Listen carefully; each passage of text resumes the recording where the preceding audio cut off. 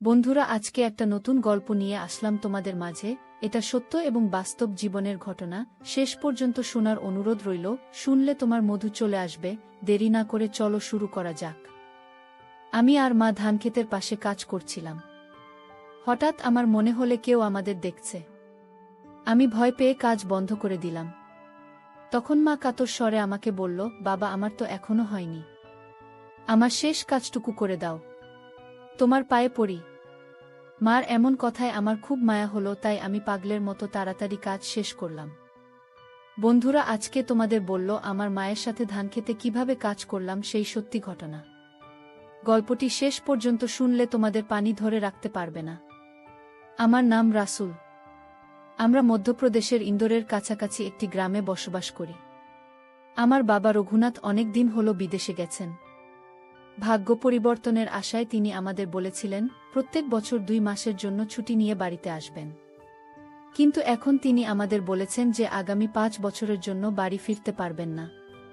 কারণ স্থায়ীভাবে ভিসা পাওয়ার জন্য বিদেশে 5 বছর তাকে টানা থাকতে হবে।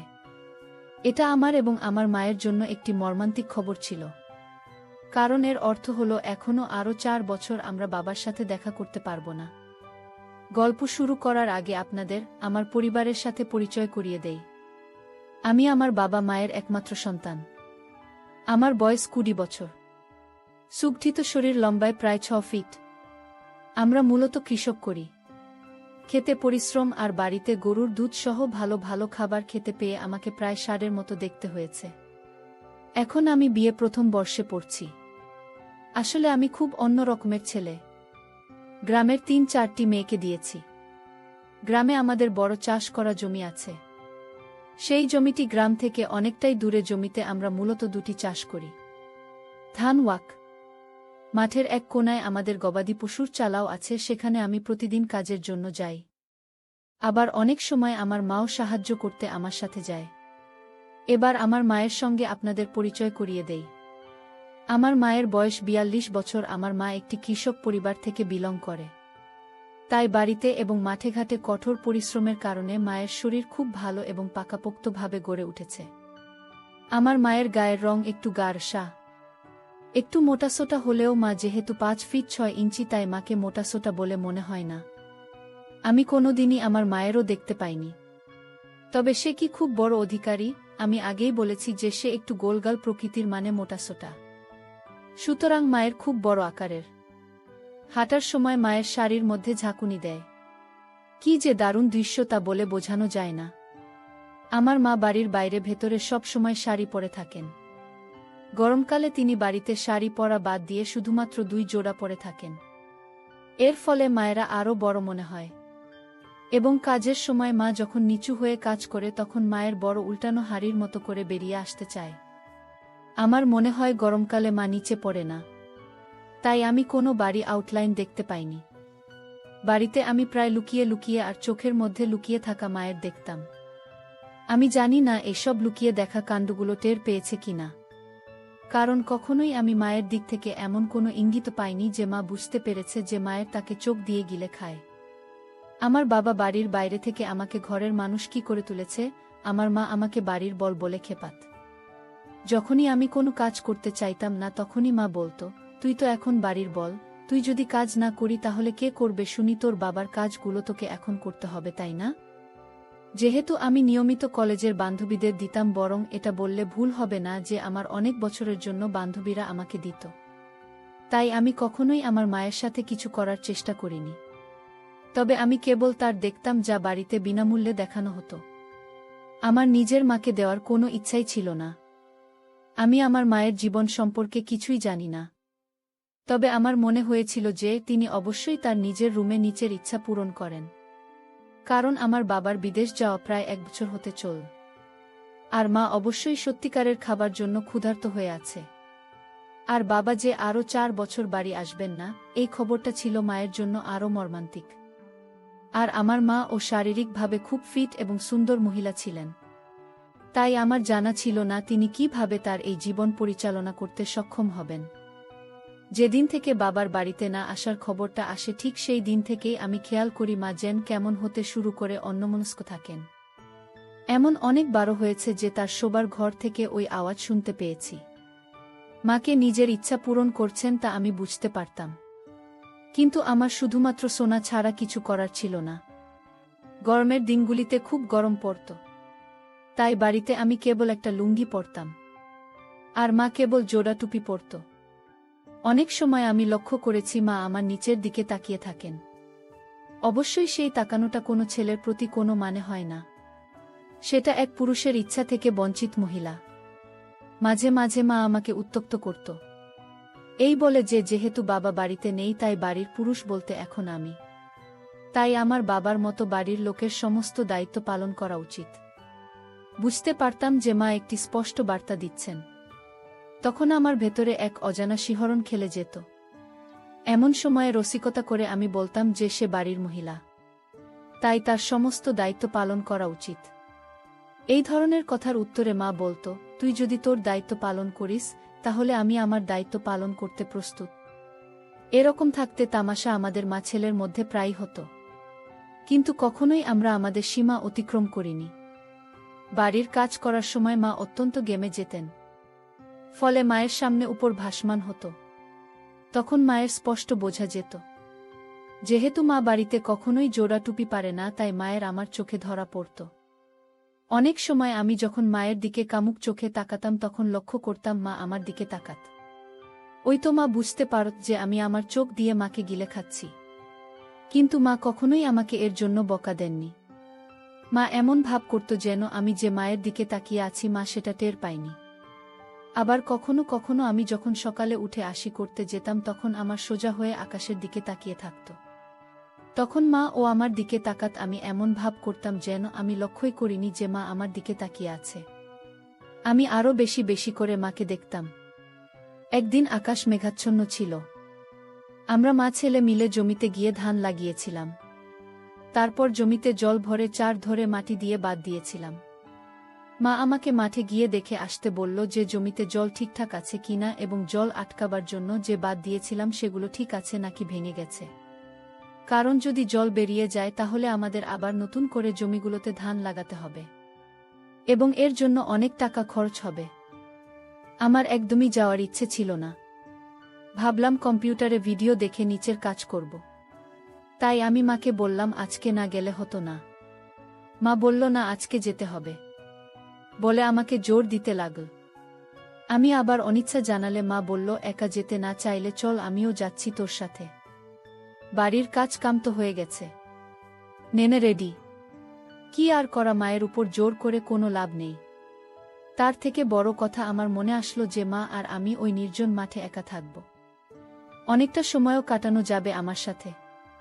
আর মায়ের ওই দেখেই দিন পার হয়ে যাবে। কথাগুলো মনে আসতেই মনে মনে খুব আনন্দ পেলাম। কিন্তু মাকে বুঝতে দিলাম না। মুখে এমন একটা ভাব করলাম যে আমার যাওয়ার মন একদমই নেই। আমি বললাম, ঠিক আছে, তুমি যখন বলছো তবে চলো। বলে আমি একটা লুঙ্গি ও টি শার্ট পরে আমার মা দেখলাম একটা স্বাভাবিক ঘরোয়া শাড়ি পরেছেন। যেহেতু আমাদের জমি ছিল বাড়িও গ্রাম থেকে অনেকটা দূরে, তাই সেখানে পৌঁছতে আমাদের প্রায় আধ ঘন্টা সময় লাগল। রাস্তায় আমরা মা ছেলে স্বাভাবিক কথাই বলছিলাম।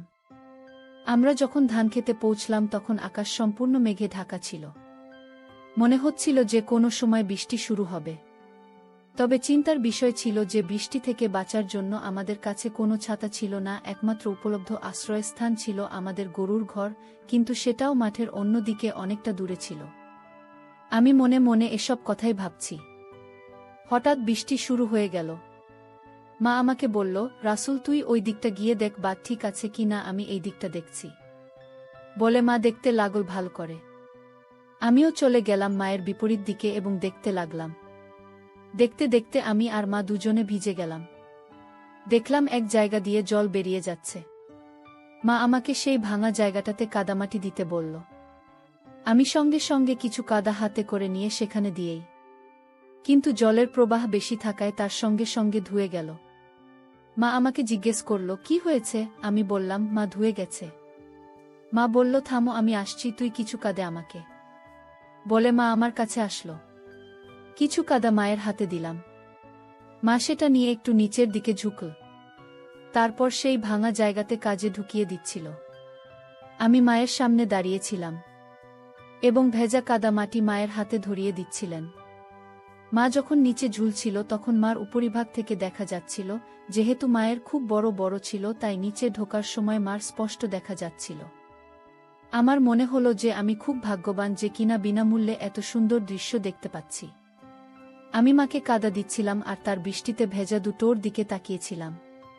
চারপাশে আমি আর মা ছাড়া কেউ নেই, পুরো ফাঁকা। আমি এতটাই মনোযোগ দিয়ে দেখছিলাম যে মাঝে কাদা চাইছিল আমার কানে আসেনি।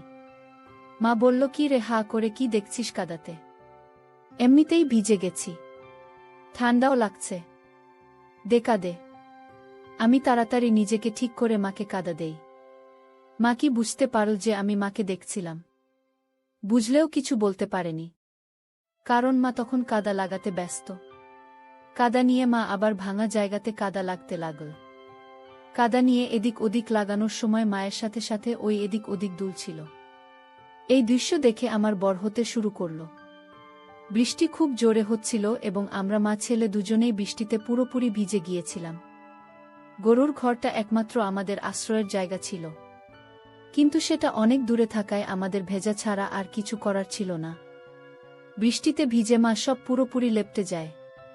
যেহেতু সেখানে আর কেউ ছিল না, তাই আমি মাকে দেখতে লাগলাম। হঠাৎ করে আমি লক্ষ্য করলাম মা আজকে জোড়া টুপি পারছে, কারণ এর ভেতর দিয়ে তার কালো স্পষ্ট বোঝা যাচ্ছে। আমার নজর মায়ের দিকে গেল, দেখি পিছনে একটা মোটা আস্তরণ পড়েছে। তার মানে আজকে মা ওইটাও পারছে। এসব দেখছিলাম, হঠাৎ মা কাছে একটা জায়গাতে চলে যায়। আমিও যাই আমার পেছন পেছন। গিয়ে দেখি এই জায়গাটা থেকেও জল বেরোচ্ছে। আমি মায়ের পিছনে গিয়ে দাঁড়াই। মা আমার কাছে কাদামাটি চাই, আমি মাটি দিয়ে মা আবার আগের মতোই নিচে ঝুঁকে কাদামাটিতে শুরু করে। যেহেতু আমি মায়ের পিছনের দিকে ছিলাম তাই আমি আমার মায়ের পিছনেটা দেখতে পাচ্ছিলাম। একটা উল্টানো মাটির কলসির মতো দেখাচ্ছে, ভেতরটাও খুব ভালো করে বোঝা যাচ্ছে। আমি একটু ইচ্ছাকৃতভাবে মা ঠিক পিছনে দাঁড়িয়েছিলাম, যাতে আমি তার দর্শন পাই। ওদিকে মা নিজের কাজে ব্যস্ত, আর আমি তার সুযোগ নিয়ে আমার পিছন চোখ দিয়ে গিলে খাচ্ছি। হঠাৎ করে মা আবার সোজা হয়ে দাঁড়িয়ে আবার আগের জায়গাতে যেতে চাইলে আমার বর হয়ে থাকা তার সাথে স্পর্শ করে। আমি ভয় পেয়ে গিয়েছিলাম। ভাবলাম না হয়তো এই কাজের জন্য আমাকে উদ্দেশ্য করে কিছু বলবে, বাবা বকা দিবে। কিন্তু সে আবার নিচু হয়ে ঝুঁকে আগের মতোই কাজে মন দিল, যেন কিছুই হয়নি। যেহেতু বাচুক ছিল তাই এটা আমাকে সাহস দিয়েছিল এবং আমার বর আবার বর হতে শুরু করল, যেন কাজ করার জন্য ফসফস করতে লাগল। আমি তাকে কাদা দিচ্ছিলাম আর সে সেই কাদা নিয়ে ভাঙা বেড়ার উপর রাখছিল। আমি ইচ্ছা করে বারবার তার উপর আমার বউ রাখছিলাম, স্পর্শ করছিলাম, কিন্তু মা এমন ব্যবহার করছিল যেন সে বুঝতেই পারেনি যে আমার বর তার পিছনে মারছে। এই পরিস্থিতি ছিল আমার সুবিধার জন্য এবং আমি এটার সর্বাধিক সুবিধা দিচ্ছিলাম। কিছুক্ষণ পরে মাটির বেড়া ঠিক হয়ে যায় এবং জল বের হওয়াও বন্ধ হয়ে যায়। তাই মা সোজা হয়ে দাঁড়িয়ে প্রথমে আমার দিকে তাকাল, যেটা এতক্ষণে আমার ভেতরে তাঁবু সৃষ্টি করেছে। আমাকে কাদায় হাত ধুয়ে আমাদের বাড়িতে ফিরে যেতে বলল। ধানের জমিতে জল ছিল, সেটা দিয়ে আমি আমার হাত ধুয়ে নিই। আমি ভাবছিলাম যে কিভাবে মার সাথে কাজ করা যায় বা অন্য কোনো পদক্ষেপ নেওয়া যায় কিনা। তারপর মা মাঠে হাত ধুয়ে নিই জমিতে থাকা জল থেকে। তারপর বাড়ি ফেরার রাস্তার দিকে ঘুরে দাঁড়ায়। ঠিক তখনই যখন সে ঘুরে আমাদের বাড়ির দিকে পা বাড়ায়, তখন সে ধান ক্ষেতের কর্দমাক্ত ভেজা মাটির আলের উপর পিছলে পড়ে যায়। মাথার পিছনটা কাদামাটিতে বাড়ি খায়। জমিতে আলের উপর দিয়েই মূলত আমাদের হাতে হয়, কিন্তু মা জল আটকাবার জন্য সেই আলে কাদামাটির জোড়াতালি লাগিয়ে দেয়, ফলে সেটা অত্যন্ত পিছল হতে পারে। তাই মা হাঁটতে গিয়ে পা পিছলে পড়ে যায়। মা এমনভাবে পড়ে গেছে যে তার পেছনটা নিচে মাটির সাথে লেপ্টে গেছে। তার শাড়ি এবং নিজেও কাদা দিয়ে পুরোপুরি মেখে যায়। পড়ে যাওয়ার পর আবার ওঠার চেষ্টা করলে সে চিৎকার করে ওঠে। আমি তাকে সাহায্যের জন্য আমার হাতটা মাকে বাড়িয়ে দেই। মা পুরোপুরি জমিতে থাকা জলকাদার মধ্যে শুয়ে পড়ে। সে আমার হাতটা ধরল এবং আমাকে কাছে টানতে টানতে ওঠার চেষ্টা করল। কিন্তু যেহেতু আমার মা খুব মোটা আর ভারী ছিল, তাই যখন সে আমার হাত নিজের দিকে টেনে উঠতে চাইল, তখন সে আমাকে নিয়ে জল কাদার মধ্যে পড়ে যায়। এখন আমরা মা ছেলে দুজনেই কাদায় পড়ে যাই। আর আমাদের জামা কাপড় ভেজা কাদায় ভরে যায়। আমি যত তাড়াতাড়ি সম্ভব উঠে দাঁড়ালাম, তারপর মাকে ধরে উপরে টেনে তাকে ওঠানোর চেষ্টা করলাম। মা আমার হাতের স্পর্শ বুঝতে পারল, কিন্তু মুখে কিছুই বলল না। উল্টে নিজের দুটি হাত দিয়ে আমার হাত ধরে উপরে ওঠার চেষ্টা করল। যখন সে উঠে দাঁড়ানোর চেষ্টা করছিল, তখন স্বাভাবিকভাবেই সে সামনের দিকে ঝুঁকে পড়েছিল, এবং যখন সে পুরোপুরি উঠে দাঁড়াল, আমার হাত তখনও তার তলা দিয়ে জড়িয়ে ধরার মতো অবস্থায় ছিল। তখন আমার বর তার পিছনে স্পর্শ করছিল। আমি ধীরে ধীরে আমার তাকে তার তরমুজের মতো উপর দিতে থাকলাম। এতে তার শাড়ির উপরে থাকা কাদা আমারও লেগে। যেহেতু তার পেছনের সবটুকু কাদায় ভরা ছিল, তাই দাঁড়ানোর ফলে আমার সামনে গোটা শরীর ভেজা কাদায় ভরে যায়। কিন্তু জানি না তখন আমার কি এমন হলো যে আমি আমার হাত দিয়ে মায়ের কাদামাটি ছাড়িয়ে দিতে লাগলাম। সত্যি আমি চেষ্টা করছিলাম মায়ের শাড়ির উপর থেকে কাদা সরিয়ে দেওয়ার। মা বুঝতে পারল যে আমি তার উপর হাত দিচ্ছি, কিন্তু সে আমাকে থামাল না। আসলে আমার নিজেরও মনে হয়েছিল যে আমি খুব জোরে আমার মায়ের হাতে এনেছি। এটা মনে আসতেই আমার আরও বেড়ে যায় এবং আমি খুব জোরালো ভাবে দিতে থাকি। আমার এমন মনে হচ্ছিল যে আজ যেন একটা বড় গোল কোনো জিনিসের উপর করেছি। আমি তখন গান শূন্য, কিন্তু মায়ের দিক থেকে কোনো বাধা পাচ্ছিলাম না। বিনিময়ে মা তার হাত সামনে থেকে পিছনের দিকে নিয়ে আমার গায়ে লেগে থাকা কাদা ছাড়ানোর চেষ্টা করেন। আস্তে আস্তে নিচে আমার কাছে তার হাত চলে আসে। বড় হয়ে উপর থেকে কাদা পরিষ্কার করতে শুরু করে। আমার বড় হয়ে থাকা সত্ত্বেও মা কিছু মনে করেননি, বরং আমার পরিষ্কার করার অজুহাতে শুরু করে। সত্যি আমাদের মনে হচ্ছে আমরা যেন স্বর্গে আছি। ফাঁকা মাঠে আমরা কাদার মধ্যে আমাদের কাজ করছিলাম, কিন্তু খুব স্বাভাবিকভাবেই আমরা এই কাজটা বেশিক্ষণ চালিয়ে যেতে পারিনি। আমাদের দুজনেরই কাপড় কাদায় ভরে গেছিল, আর বৃষ্টিতে ভিজেছিল। তাই আমি মাকে বলি, মা চলো তাড়াতাড়ি বাড়ি যায়, গিয়ে ভিজে কাপড় ছেড়ে শুকনো কাপড় পরে নিতে হবে, নইলে শরীর খারাপ করবে। মা আমার কাদায় মাখা ও দাঁড়িয়ে থাকা এবং নিজের শাড়ির দিকে তাকিয়ে একই অবস্থা দেখে টিটকিরি মেরে বলল, রাস, উত্তর অবস্থা দেখত। তোর কি মনে হয় যে আমরা এই অবস্থায় গ্রামের মধ্য দিয়ে বাড়ি যেতে পারব? আমাদের দুজনকে দেখে যে কেউ বুঝতে পারবে যে আমরা কাদায় কুস্তি লড়েছি। তারপর আমি ও আমাদের অবস্থা দেখে বললাম, মা, কাছে আমাদের গরুর ঘর আছে, সেখানে চাকরির থাকার জন্য একটি ঘরও আছে। সেই চাকর আমাদের গবাদি পশু দেখাশোনা করার জন্য সেখানে থাকে, কিন্তু আজকাল তো সে আর এখানে থাকে না, তার নিজের গ্রামে গেছে। ভিতরে তো আর কেউ নেই, তাই না? চলো না ওখানে যাই। সেখানে গরুর খাওয়ার জন্য একটি সিমেন্টযুক্ত জলের ট্যাঙ্কও তো আছে। সেখানে না হয়ে আমরা আমাদের কর্দমাক্ত কাপড় চোপড় ধুয়ে নিব। বৃষ্টি না থাকা অবধি ওখানে থেকেও যেতে পারব। ততক্ষণে আমাদের কাপড় শুকিয়ে যাবে। কি বলো মা, যাবে? মা বলল, কথাটা তুই খারাপ বলিস নি রাসু, বৃষ্টি কখন থামবে তার ঠিক নেই, আর এই অবস্থায় বাড়িও যেতে পারব না। ওখানে যাওয়াই ঠিক হবে। চল আমরা বরং ওখানে যাই, আমাদের জামা কাপড়গুলো পরিষ্কার করি, ততক্ষণে বৃষ্টিও থেমে যেতে পারে। চলুন। আমরা দুজনেই গরুর ঘরের কাছে চাকরি ঘরের দিকে রওনা হলাম। মা আমার সামনে হাঁটছিল আর আমি আমার পিছন পিছন হাঁটছিলাম। মা খুব সাবধানে পা ফেলে হাঁটছিল। হাঁটার সময় ভিজে কাপড়ে জড়ানো মা একবার এদিক একবার ওদিক দুলছিল। একটা বয়স আসলে এমন বেশি পছন্দ হয় মায়ের হাড়ের মতো দেখে বারবার মনে হচ্ছিল কাজ করি। মনে মনে এসব কথা ভাবছি আর হাত দিয়ে আমার নিজে আর মায়ের পেছন পেছন হাঁটছি। এইভাবে কিছুক্ষণ হাঁটার পর আমরা মা ছেলে ঘরের সামনে এসে দাঁড়ালাম। তারপর তাড়াতাড়ি ঘরের মধ্যে প্রবেশ করলাম। মা আমার পাশে দাঁড়িয়েছিল, সে চুপচাপ ছিল এবং ভাবছিল কি বলবে আর কি করবে। আমরা দুজনেই যে খুব খুশি ছিলাম তা জানতাম, কিন্তু আমাদের মা ছেলের সম্পর্কটা বাধা সৃষ্টি করছিল। কিছুক্ষণ পর আমি বললাম, মা, তুমি তোমার কাপড় চোপড় ছেড়ে নাও, তারপর সেগুলিকে বালতির জলে ধুয়ে শুকানোর জন্য কর্ডের উপর রেখে দাও। মা কিছুক্ষণ আমার দিকে তাকিয়ে রইল, তারপর একটু দ্বিধা বোধ করে আস্তে আস্তে জলের বালতিতে ডুবিয়ে দেওয়া। আমিও মার সাথে সাথে আমার লুঙ্গি ও টি শার্ট আর গেঞ্জি খুলে জলে ডুবিয়ে দেয়। তারপর আমার দিকে দেখি মা শুধু জোড়াতাপ্পি পারে দাঁড়িয়ে আছে। এই দৃশ্য দেখে আমার ভেতর মস্ত একটা তাঁবু সৃষ্টি করল এবং আমার বেরিয়ে আসতে চাইছিল। মা আমার দাঁড়িয়ে থাকা দেখছিল, জিম করা বডিতে আমাকে ষাঁড়ের মতো দেখছিল। আমার চোখে ছিল ইচ্ছা। সে যে আমার মা সেটা তার চাহনি দেখে বোঝা বড় দায় আমিও তার দেখছিলাম।